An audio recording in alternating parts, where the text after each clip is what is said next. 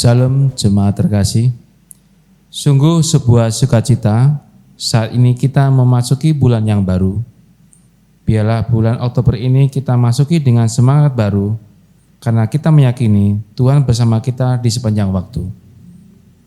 Untuk kita bersekutu menghadap hadirat-Nya yang kudus, marilah kita berdiri, kita pujikan KJ 289, Tuhan Pencipta Semesta.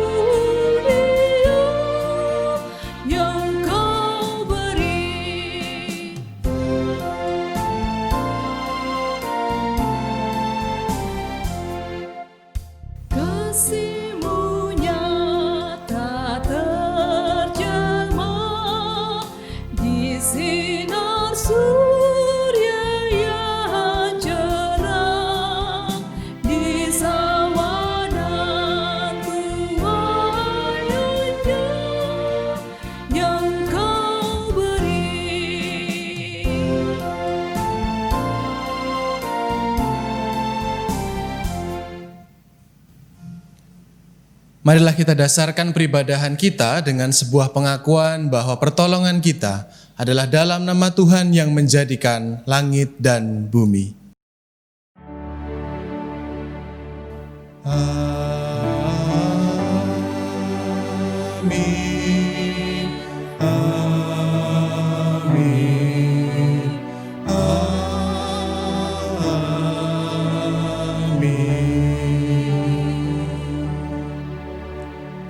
Tuhan beserta saudara sekalian.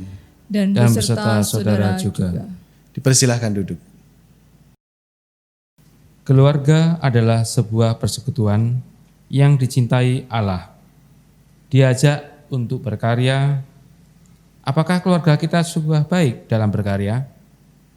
Satu-satunya jalan adalah ketika kita sebagai keluarga selalu bergantung pada Yesus, sang pokok anggur yang benar.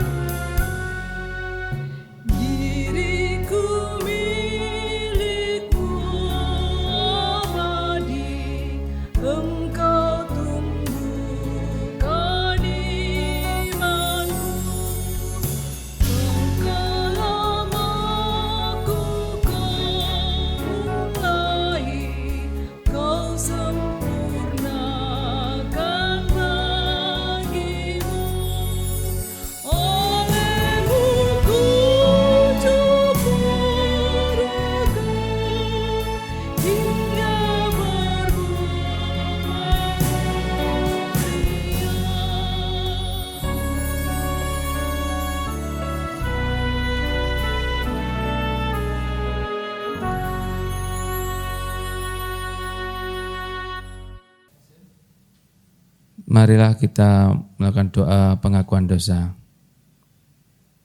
Ya Tuhan, kami datang kepadamu dan mengaku bahwa kami berdosa melalui perkataan, perbuatan, dan pikiran kami. melalui apa yang kami lakukan dan apa yang kami lalaikan. Karena itu, dari kegelapan hidup kami datang kepadamu, mengakui kesalahan kami. Kasihilah kami ya Tuhan, curahkanlah rahmat-Mu sehingga kami dapat hidup di dalam terang-Mu dan memancarkan terang itu bagi sesama kami. Amin.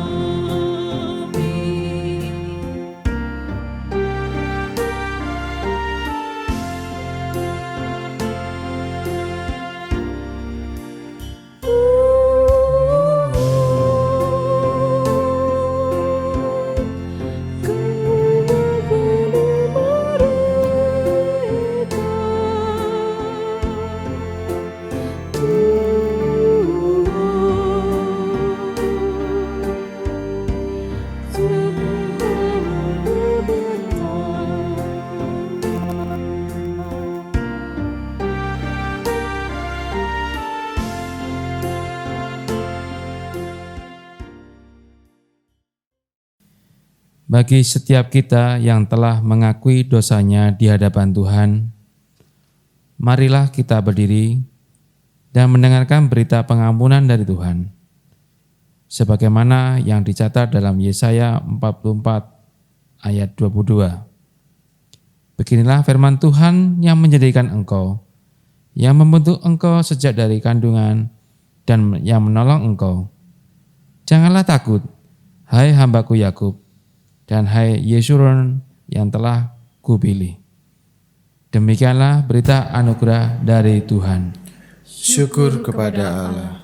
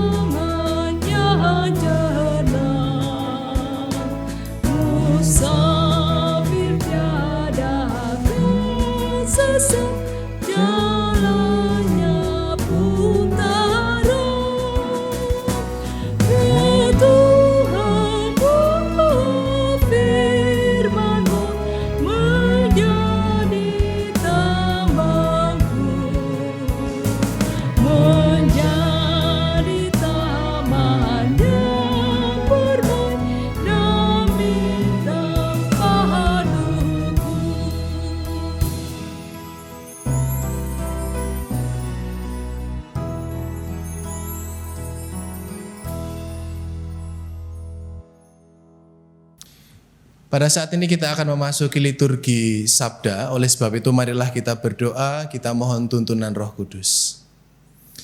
Ya Allah Bapa yang baik, kami mengucap syukur ketika saat ini kami boleh beribadah bersama-sama meskipun di tempat kami masing-masing, sendiri ataupun bersama dengan keluarga. Saat ini kami akan mendapatkan berkat karunia-Mu yang begitu luar biasa, yakni sapaan firman-Mu yang akan menguatkan, meneduhkan, meneguhkan langkah kehidupan kami. Ya Roh Kudus, kuasailah kami pada saat ini, dimanapun kami berada, supaya firman itu boleh masuk ke dalam setiap sanubari kami dan mengubahkan kehidupan kami. Dalam nama Tuhan Yesus Kristus kami berdoa. Amin. Bacaan Injil kita di ibadah minggu ini diambil dari Injil Yesus Kristus dari kesaksian Matius. Pada pasal yang ke-21 ayat yang ke-33 hingga ayat yang ke-42.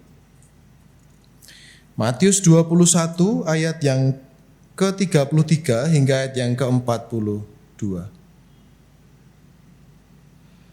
Dengarkanlah suatu perumpamaan yang lain. Adalah seorang tuan tanah membuka kebun anggur dan menanam pagar sekelilingnya. Ia menggali lubang tempat memeras anggur dan mendirikan menara jaga di dalam kebun itu. Kemudian ia menyewakan kebun itu kepada penggarap-penggarap lalu berangkat ke negeri lain. Ketika hampir tiba musim petik, ia menyuruh hamba-hambanya kepada penggarap-penggarap itu untuk menerima hasil yang menjadi bagiannya. Tetapi penggarap-penggarap itu menangkap hamba-hambanya itu. Mereka memukul yang seorang, membunuh yang lain, dan melempari yang lain pula dengan batu. Kemudian Tuhan itu menyuruh pula hamba-hamba yang lain lebih banyak daripada yang semula. Tetapi mereka pun diperlakukan sama seperti kawan-kawan mereka. Akhirnya ia menyuruh anaknya kepada mereka, katanya, Anakku akan mereka segani. Tetapi ketika penggarap-penggarap itu melihat anaknya itu, mereka berkata seorang kepada yang lain, Ia adalah ahli waris, mari kita bunuh dia, supaya warisannya menjadi milik kita. Mereka menangkapnya dan melemparkannya keluar kebun anggur itu lalu membunuhnya. Maka apabila tuan kebun anggur itu datang, apakah yang akan dilakukannya kepada penggarap-penggarap itu? Kata mereka kepadanya, Ia akan membinasakan orang-orang jahat itu dan kebun anggurnya akan disewakannya kepada penggarap-penggarap lain yang akan menyerahkan hasilnya padanya pada waktunya.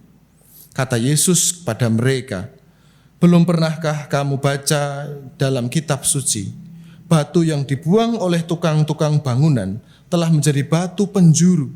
Hal itu terjadi dari pihak Tuhan, suatu perbuatan ajaib di mata kita. Sebab itu aku berkata kepadamu bahwa kerajaan Allah akan diambil daripadamu dan akan diberikan kepada suatu bangsa yang akan menghasilkan buah kerajaan itu. Dan barang siapa jatuh ke atas batu itu, ia akan hancur.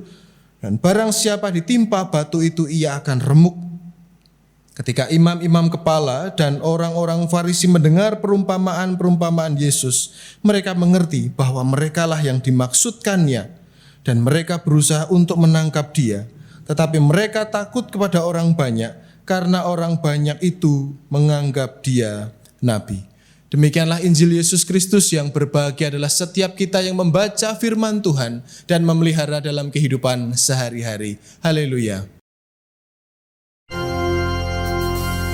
Haleluya. Haleluya.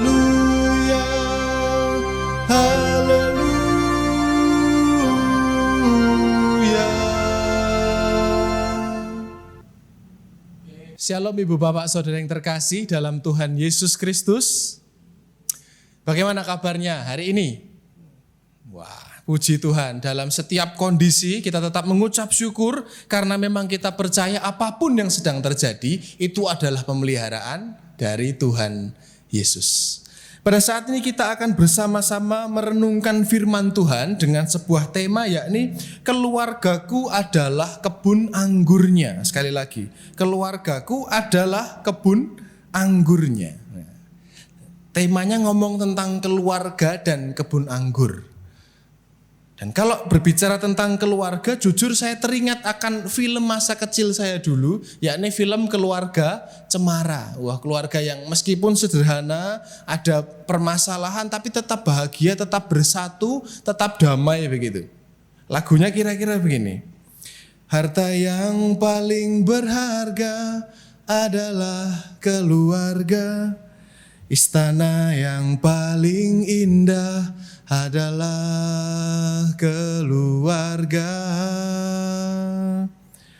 Puisi yang paling bermakna adalah keluarga. Mutiara tiada tara adalah keluarga. Keluarga menjadi sesuatu yang sangat penting, sangat berharga, sangat bernilai, bahkan tak ternilai begitu. Lalu apa kaitannya ketika kita berbicara tentang betapa berharganya keluarga dan juga kebun anggur? Diceritakan begini ya, seperti dalam gambar. Ada seorang, perumpamaan Tuhan Yesus ya, ada seorang pemilik kebun anggur. Kemudian dia mencoba untuk menyewa para penggarap-penggarap tanah untuk menggarap kebun anggurnya. Kemudian si pemilik tanah itu pergi ke negeri yang lain. Tiba saatnya waktu panen tiba, lalu kemudian si pemilik tanah ini, si pemilik kebun ini akhirnya menyuruh hamba-hambanya untuk datang kepada penggarap-penggarap sawah itu tadi. Tujuannya untuk apa? Untuk meminta hasil bagiannya. Harusnya dibagi dong, harusnya diberi dong. Sharing profitnya kira-kira seperti apa gitu. Sistem bagi hasilnya seperti apa. Akan tetapi diceritakan hamba-hamba dari pemilik kebun itu tadi malah dianiaya. Dipukul, dibunuh, dilempari dengan batu. Kemudian si pemilik kebun ini, loh kok begini gitu.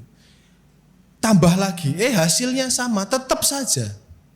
Justru malah para pesuruhnya, yakni para hamba-hambanya dianiaya, dipersekusi, bahkan dibunuh, dilempari dengan batu.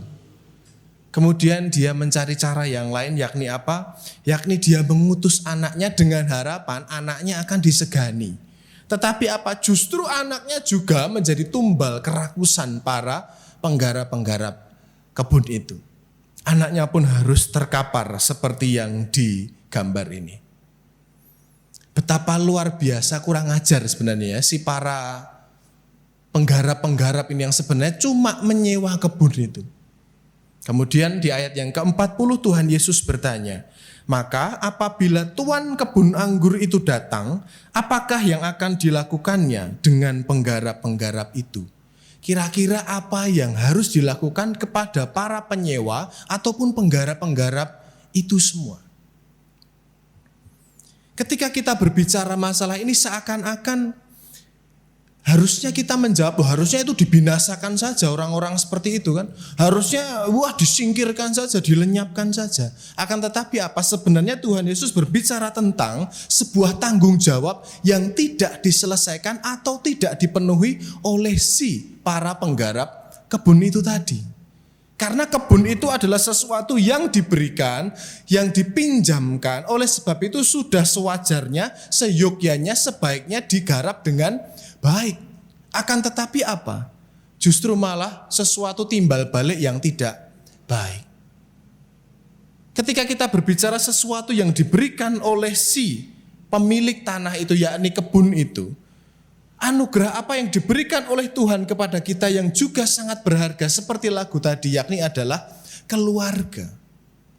Ketika kita ada dalam sebuah keluarga, keluarga itu adalah sebuah kumpulan manusia gitu ya, yang bersepakat menjadi satu begitu. Suami istri lalu kemudian mempunyai anak, ada keluarga yang lain, mungkin ada orang tua. Itu adalah sebuah satu ikatan keluarga dan ikatan itulah anugerahnya. Siapa penggarap-penggarapnya? Anggota-anggota keluarganya.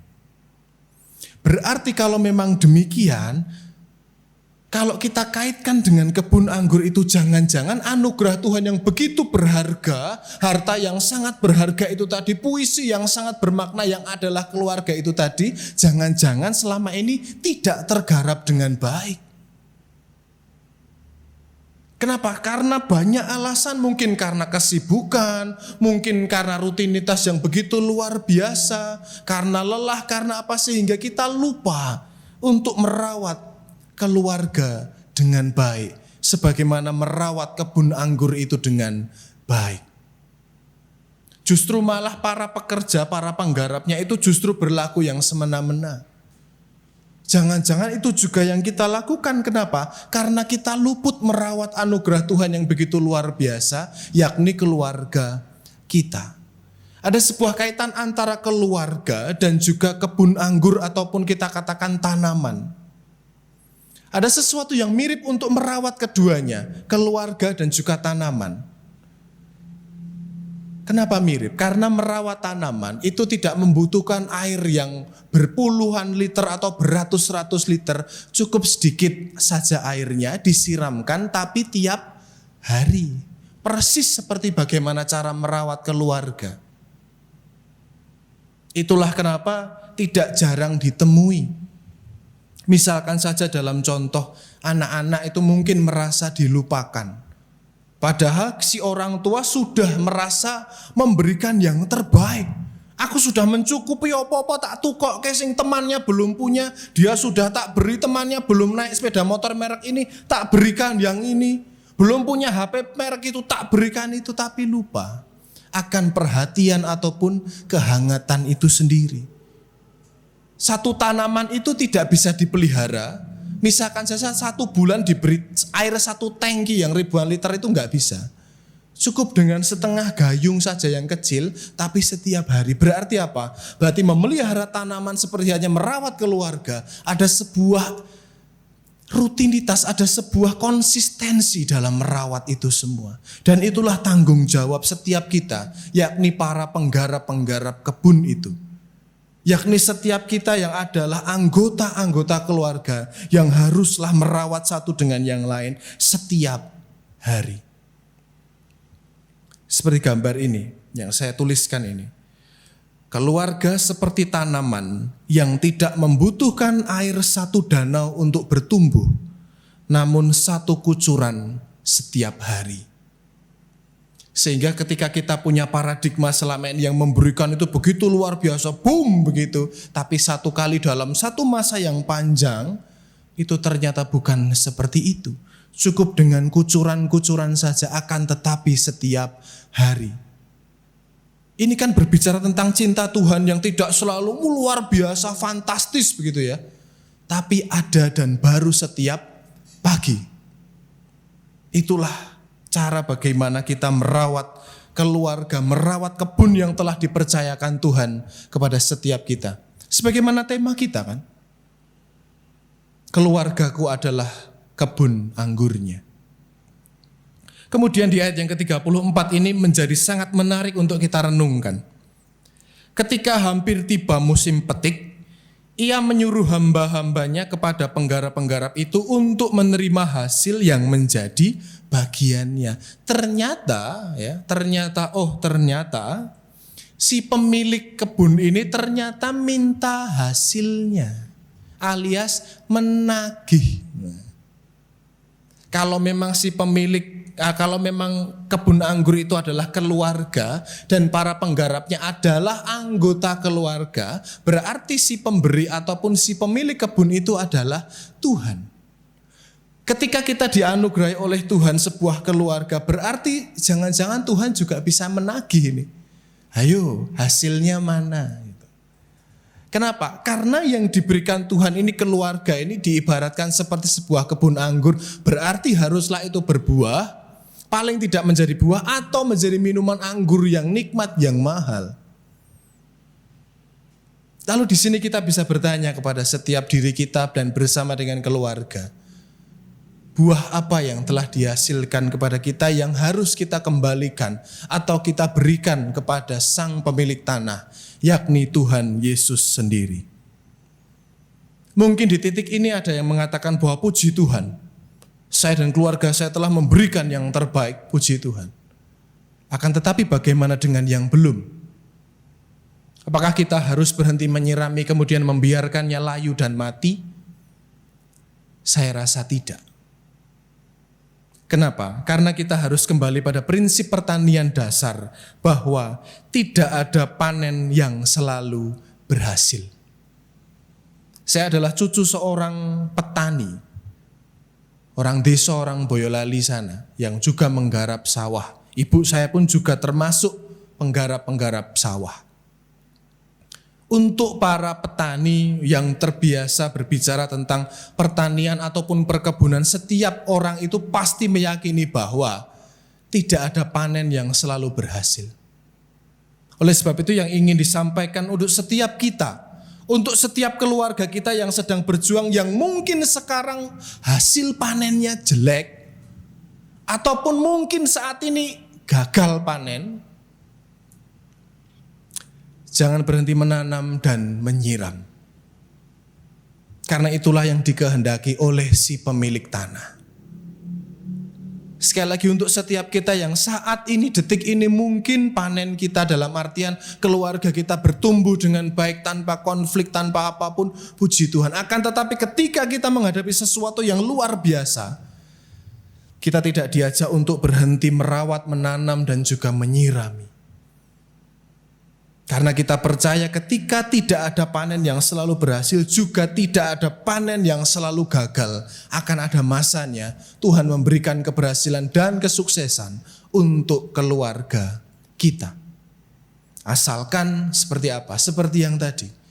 Tanaman itu, kebun kita ini tidak membutuhkan dalam satu masa itu air sebanyak air di danau.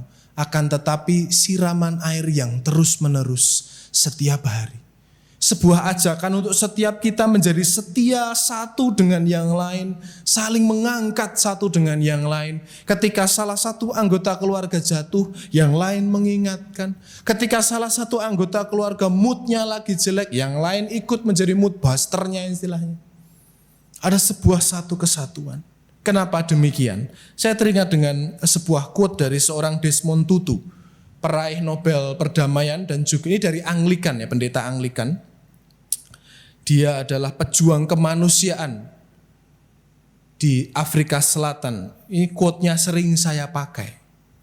Kamu tidak memilih keluargamu, mereka adalah anugerah Tuhan bagimu, sebagaimana kamu bagi mereka. Sekali lagi, kamu tidak memilih keluargamu, mereka adalah anugerah Tuhan bagimu, sebagaimana kamu bagi mereka. Ini mengingatkan kepada kita bahwa kita tuh tidak pernah bisa memilih dilahirkan di keluarga yang mana, menjadi anak siapa, ataupun akhirnya bersaudara dengan siapa. Tetapi satu hal yang kita yakini, kita imani adalah itu semua adalah pemberian dari Tuhan. Dan kalau memang itu pemberian dari Tuhan, berarti kita juga mengamini bahwa itu adalah yang terbaik untuk setiap kita, yang harus kita perjuangkan, yang harus kita rawat. Seperti halnya kebun anggur, keluarga kita adalah milik Allah yang harus kita jaga, kita rawat dengan cinta dan kasih setiap waktu. Selamat mencinta bersama dengan keluarga, karena itu adalah pemberian dari Tuhan. Selamat merawat, selamat menyirami setiap hari. Tuhan memberkati kita. Amin. Saat hening bagi kita.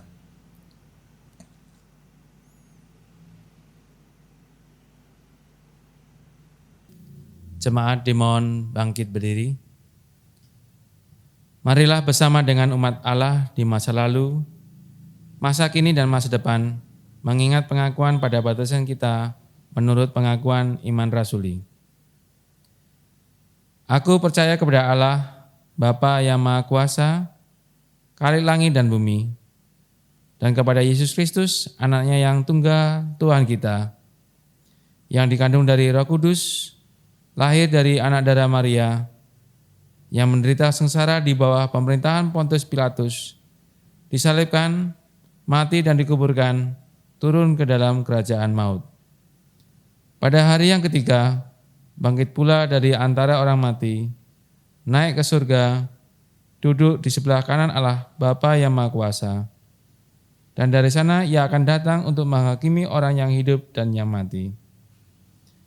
Aku percaya kepada Roh Kudus, gereja yang kudus dan am, persekutuan orang kudus, pengampunan dosa, kebangkitan orang mati, dan hidup yang kekal.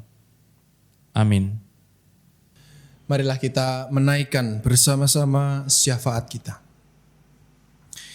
Syukur padamu ya Allah atas segala rahmat-Mu dalam kehidupan kami.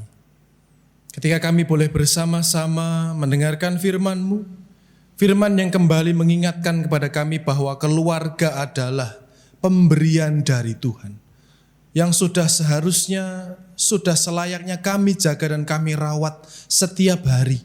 Ketika kami sebagai sesama anggota keluarga saling memberikan perhatian, kepedulian, saling memberikan cinta kasih satu dengan yang lain. Ya Tuhan, ajar kami ya Tuhan, memiliki hati yang penuh cinta kasih untuk merawat dengan kasih setia. Kami berdoa ya Tuhan terkhusus untuk pandemi yang sampai detik ini belum usai. Ya Tuhan, kami berharap kepadamu kiranya vaksin itu segera ditemukan. Vaksin itu segera berhasil boleh dilakukan ataupun juga disebarluaskan. Ketika itu sudah teruji dan memang baik, pada akhirnya kami semua boleh mendapati kegiatan kami akan berangsur, akan berjalan seperti sedia kala. Akan tetapi ketika itu belum dijumpai, ketika itu belum ditemukan, belum bisa disebarluaskan, kami ingin berdoa kepadamu terkhusus untuk para tenaga medis yang sampai detik ini harus berjuang dan banyak sekali yang harus gugur.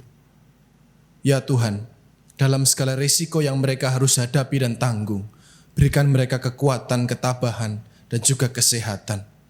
Dalam segala letih yang mereka rasa, kuatkan mereka ya Tuhan.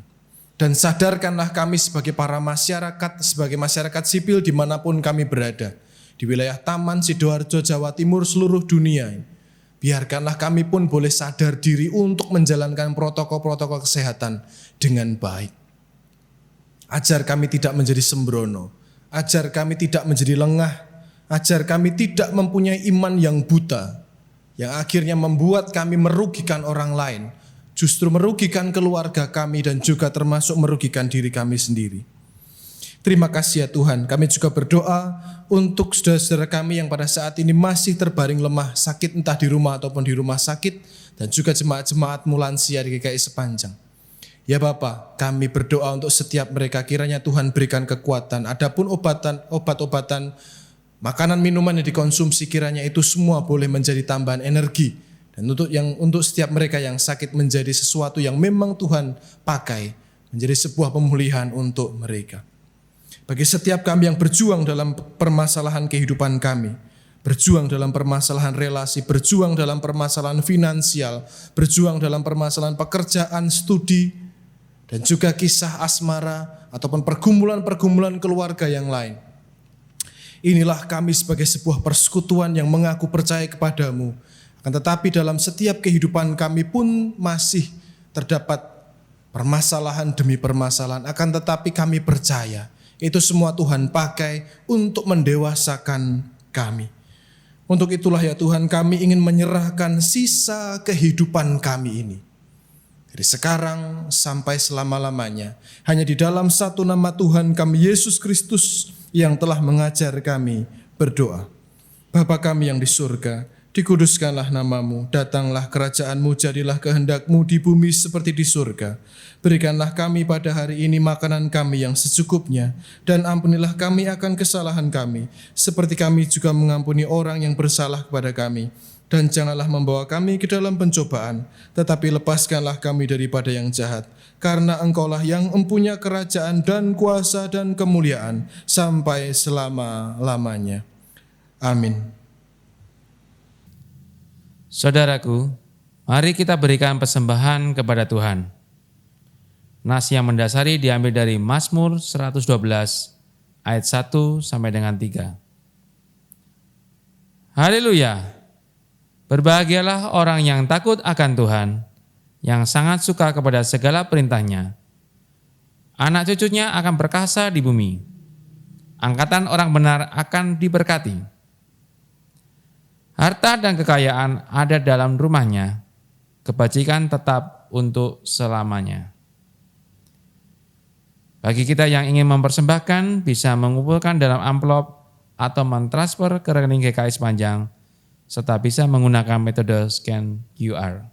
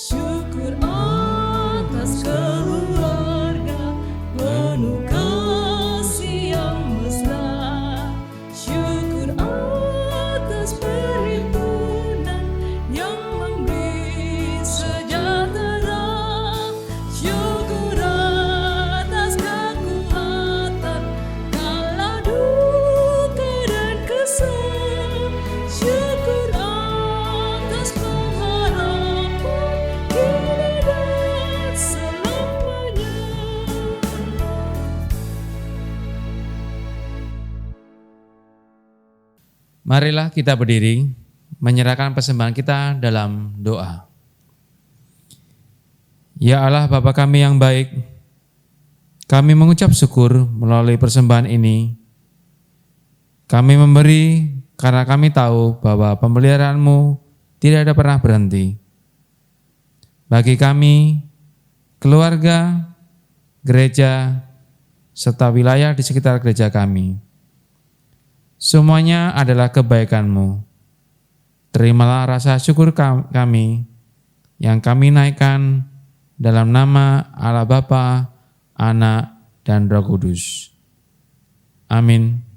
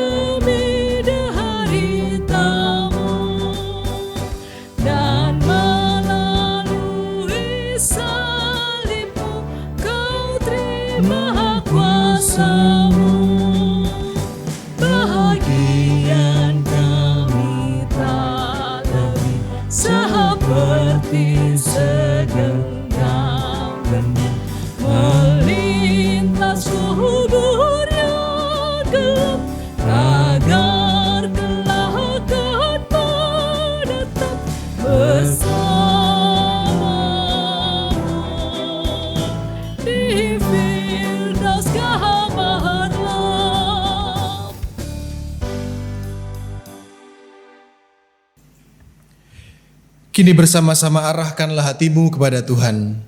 Kami mengarahkan hati kami kepada Tuhan. Jadilah saksi Kristus. Syukur pada Allah. Terpujilah Tuhan. Kini dan selamanya. Bersama-sama marilah kita menerima berkat dari Tuhan. Tuhan memberkati kita dan melindungi kita. Tuhan menyinari kita dengan wajah-Nya dan memberi kita kasih karunia. Tuhan menghadapkan wajah-Nya kepada kita dan memberi damai sejahtera. Amin.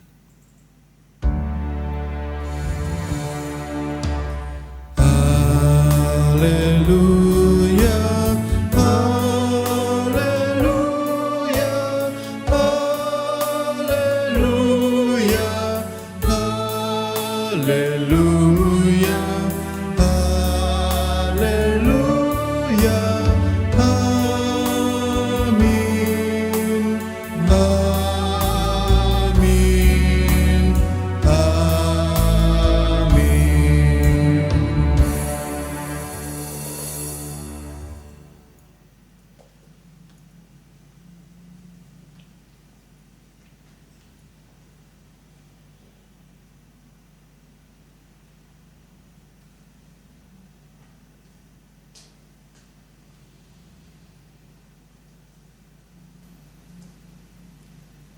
Kebaktian Minggu telah usai.